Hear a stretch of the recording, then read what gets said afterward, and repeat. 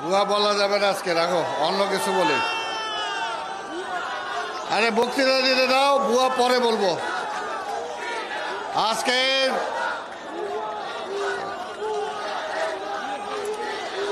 রাখো। আজকের এই যুব সমাবেশের সংগ্রামী সভাপতি,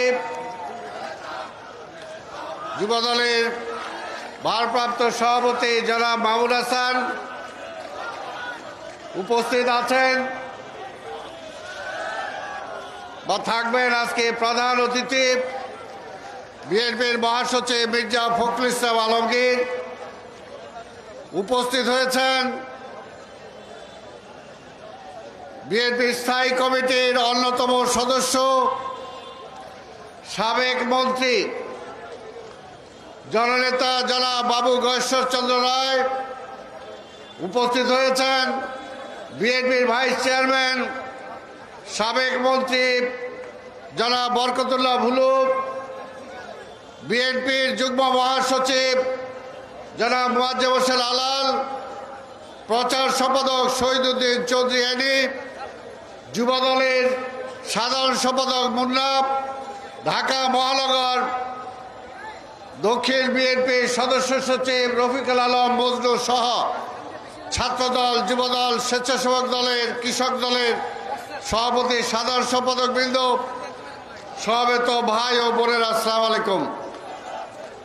বক্তব্য মহাসচিব দেবেন, সিনিয়র নেতারা দেবেন, আর আমি যেটা বলতাম ওইটা এনি বলে ফেলাইছে। আজকে আমি বলতে চাই, ওবায়দুল কাদের গতকালকে আমাদের মহানগর দক্ষিণের সমাবেশ আর মিছিল দেখা বলে যে বিএনপি আবার ষড়যন্ত্র শুরু করছে। ষড়যন্ত্র বিএনপি করে না। বিএনপি যা বলে সামনাসামনি বলে। আমরা বলেছি শেখ হাসিনা অবৈধ প্রধানমন্ত্রী,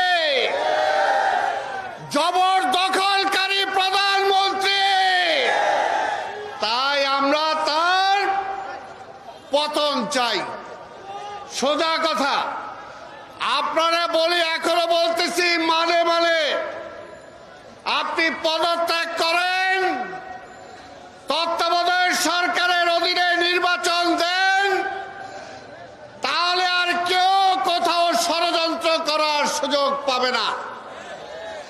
আর যদি আপনি না ছাড়েন, আপনি ষড়যন্ত্র করে যদি ক্ষমতার আয়ু বাড়াইতে চান, এর বাইরে যদি অন্য কেউ ষড়যন্ত্র করে, সেটা আমাদের বলার কিছু নাই। তবে বিএনপি ষড়যন্ত্র করে না। আমরা পরিষ্কার বলতে চাই, কালকেই ক্ষমতা ছাড়েন, 1 মাসের মধ্যে তত্ত্বাবধায়ক সরকারের অধীনে নির্বাচন দেন, তারপরে দেখেন জনগণ আপনাকে চায় কি চায় না। 2 দিন আগে বলছেন শেখ হাসিনা, বলে আমি আর কিছু চাই না, জনগণ আমার সাথে আছে। কোন জনগণ? ওই যে ব্যাংক লুট করছে ওই জনগণ। কোন জনগণ?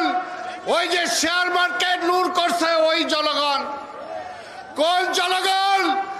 আজকে যে বাজারে সিন্ডিকেট করে টাকা কামাইতেছে সেই জনগণ। আর এইখানে কিছু কিছু প্রশাসনের যারা আছেন, পুলিশেরও সবাইকে বলবো না, প্রশাসনেরও সবাইকে বলবো না, উচ্চ পদস্থ কিছু আছেন, তার সাথে নিজের গায়ের চামড়া বাঁচানোর জন্য শেখ হাসিনাকে টিকায় রাখতে চান। পরিষ্কার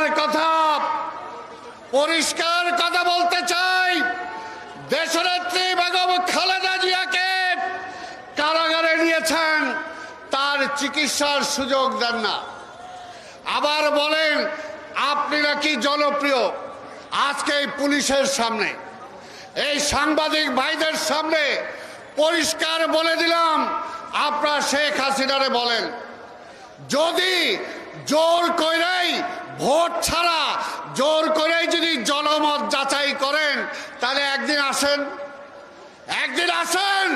শেখ হাসিনা কোথায় জনসভা করবে আর আমরা বেগম খালেদা জিয়াও লাগবে না আমাদের নেতা তারেক রহমান মোবাইলের মাধ্যমে বক্তৃতা করবে দেখে যাক জনগণ কাকে চায় বাংলাদেশে এখন আর এমন কোনো বড় মাঠ নাই যে তারেক রহমান বক্তৃতা করবে আর ওই মাঠ খালি থাকবে আসেন চ্যালেঞ্জ দিলাম যদি সাহস থাকে পুলিশ বাদ দিয়া প্রশাসন বাদ দিয়া এমনি আমাদের সবার ঠেকানোর জন্যই তো লঞ্চ বন্ধ করে দেন ট্রেন বন্ধ করে দেন কত কিছু করেও তো ঠেকানো যায় না তাই ভাইরা আমার আমি আর বক্তব্য দীর্ঘায়িত করব না প্রধান অতিথি চলে আসছেন আমি শুধু এটাই বলবো আজকের এই যুব দলের সভাপতি সুলতান সালাউদ্দিন টুকুকে আজকে জেলখানায় আবদ্ধ করে রাখা হয়েছে কি কারণে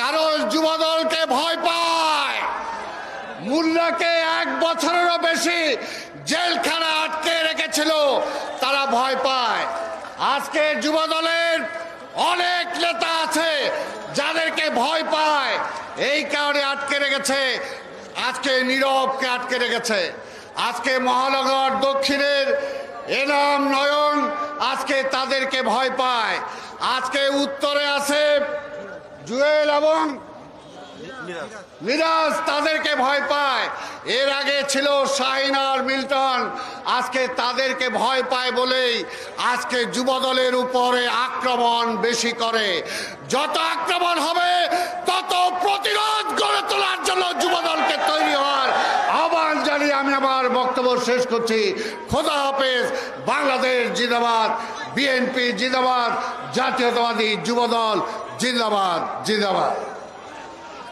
সংগ্রামী নেতৃত্ব